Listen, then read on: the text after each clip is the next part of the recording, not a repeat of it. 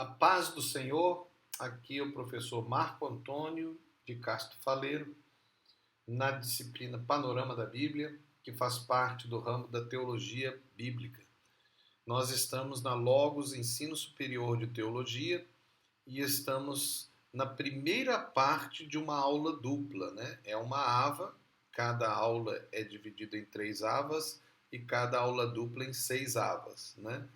Nós estamos na primeira parte da aula dupla 4, que é a aula 7 e 8, e na primeira parte da aula 7.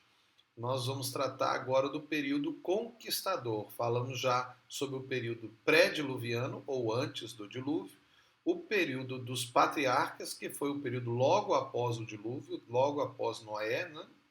Até José. E agora nós vamos entrar no período conquistador, que começa ali no período de silêncio no Egito, com Moisés, quando o povo de Israel já era um povo escravo no Egito.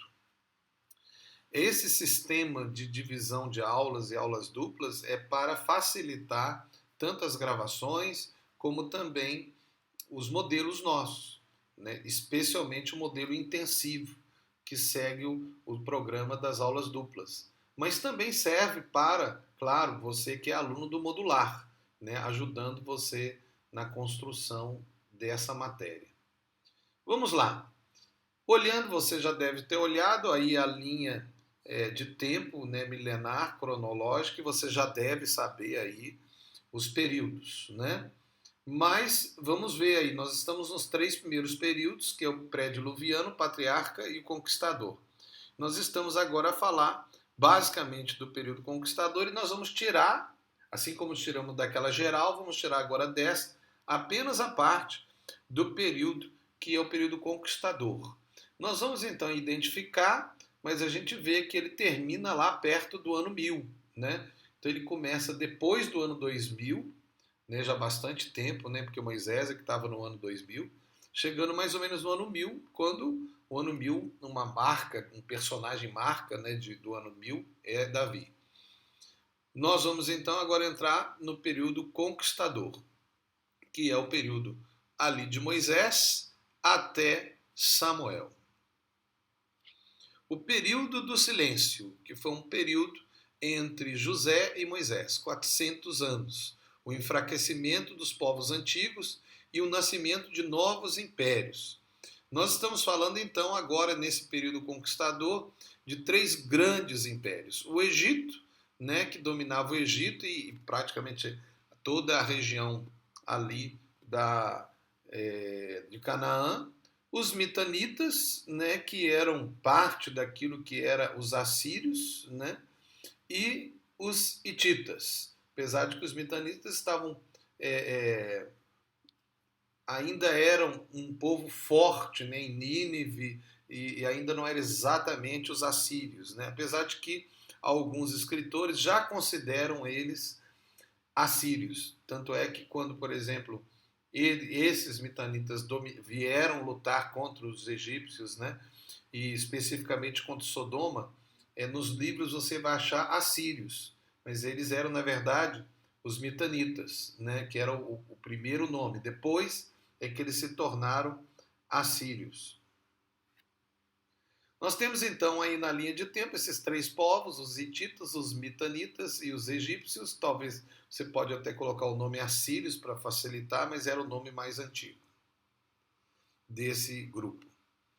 Os mitanitas eram reconhecidos aficionados do cavalo, poderíamos dizer mesmo equinomaníacos, né? O Egito passou a ter uma fronteira comum com esse estado dos mitanitas por volta de 1400 a.C. Os belicosos mitanitas ofereceram paz aos egípcios, de inimigo que eram, tornaram-se amigos. Os 2 reinos, mitanitas e egípcios, se uniram para enfrentar um forte adversário precedente do nordeste da Ásia Menor, que começou a invadir-lhes as fronteiras com seus exércitos. Eram povos sobre o qual, antes do nosso século, os eruditos não sabiam quase nada, mas que representam um grande papel no Antigo Testamento. Os hititas, ou heteus. Inclusive havia heteus também já em Canaã. Esaú, com grande desgosto por seus pais, Isaque e Rebeca, casou-se com duas mulheres dos filhos dos heteus, os hititas, né? E também Davi tomou a mulher de Urias, que era um heteu, está lá em Samuel. Através do profeta Ezequiel, sabemos que os heteus destruíram Jerusalém. A tua origem, a tua raça vem da terra de Canaã, teu pai era amorreu e tua mãe Eteia. Ezequiel 16. O término do domínio dos íxios, houve uma nova unificação no Egito, e aí começou a mudar um pouco essa história, né? Essa história até de uma boa relação com os outros povos. Um faraó que não conhecia José viveu no tempo dos íxios, os dominadores dos egípcios que eles queriam esquecer. Ele era um semita que os egípcios odiavam. Dois motivos para esquecer aquele tempo. E além disso, esse semita, que foi um chefe, quer dizer, motivos para esquecer de José. Esse novo período do Egito era um período de construção de grandes pirâmides, de restabelecer o poderio do Egito, e nós encontramos então ali Ramsés I, e então nós encontramos Ramsés II, que era um faraó ávido por grandes construções, e teoricamente teria sido ele, de fato, que escravizou os israelitas. Então é muito provável que Ramsés I foi aquele que destruiu, né, os íxios. Pode ter sido até alguma dinastia anterior, aí é uma discussão histórica, mas em teoria foi essa geração. E aí Ramsés II, que foi o filho, ele teria tornado esse povo um povo escravo, o povo de Israel, os descendentes de Jacó.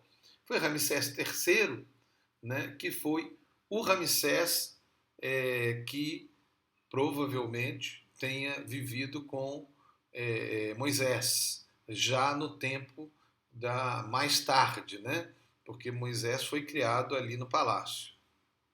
Então, só lembrando, aí mais uma vez, né, os períodos históricos, lembrando aí que nós temos esse tempo pré-diluviano, os patriarcas e o conquistador, e nós temos aí essa parte que é basicamente a parte que nós estamos a tratar, que é o período conquistador. Vocês estão vendo essas duas barras? Essas duas barras seriam, então, as duas barras iniciais seria o período de 400 anos com o período de silêncio. Então nós poderíamos considerar que a primeira é José e a última aí é Moisés. Então são os 400 anos. No meio ali iniciou esse período conquistador, ou seja, começou com Moisés, né?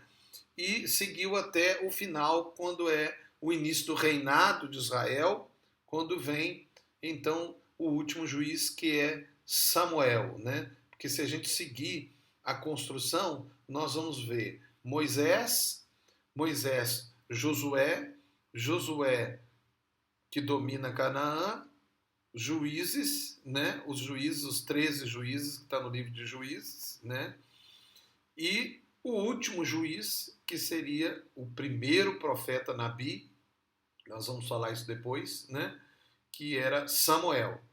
E aí, depois disso, nós encontramos o início do reinado de Israel com o levantamento de Saul. Mas voltando aqui, olhando para esse gráfico, nós temos aí esses grandes impérios, né? Que são dos hititas, os mitanídetes, que podem ser considerados também os assírios, né? Que nós estamos falando de Nínive, e o Egito.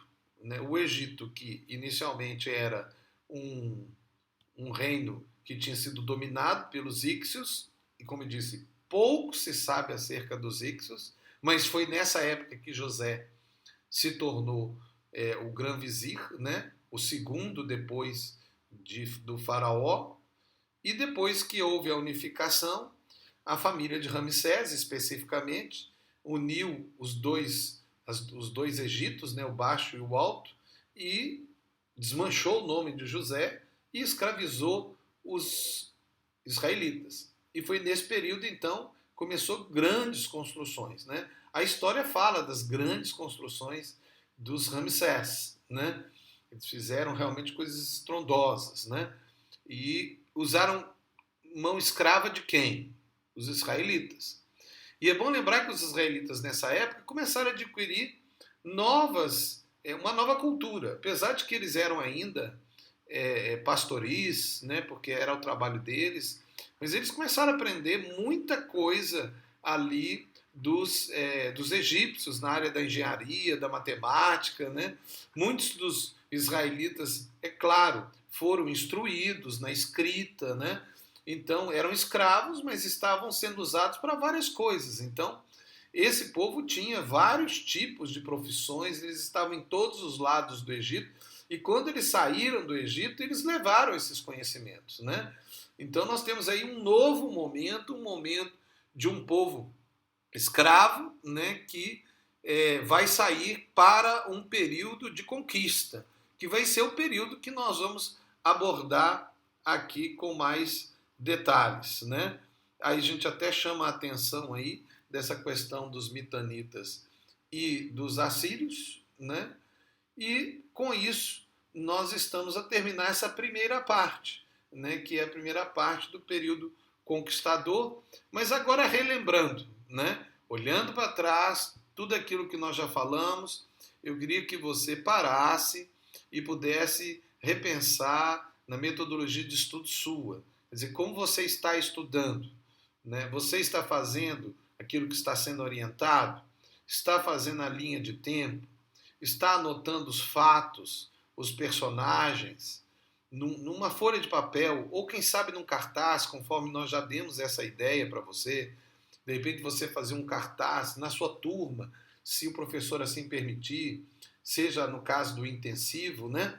No caso do modular já é mais difícil, né? Porque vocês têm poucas aulas presenciais, mas você pode fazer isso na sua casa, no seu escritório, em algum lugar, para você perceber como que é essa visão da linha de tempo cronológica, né? Considere isso.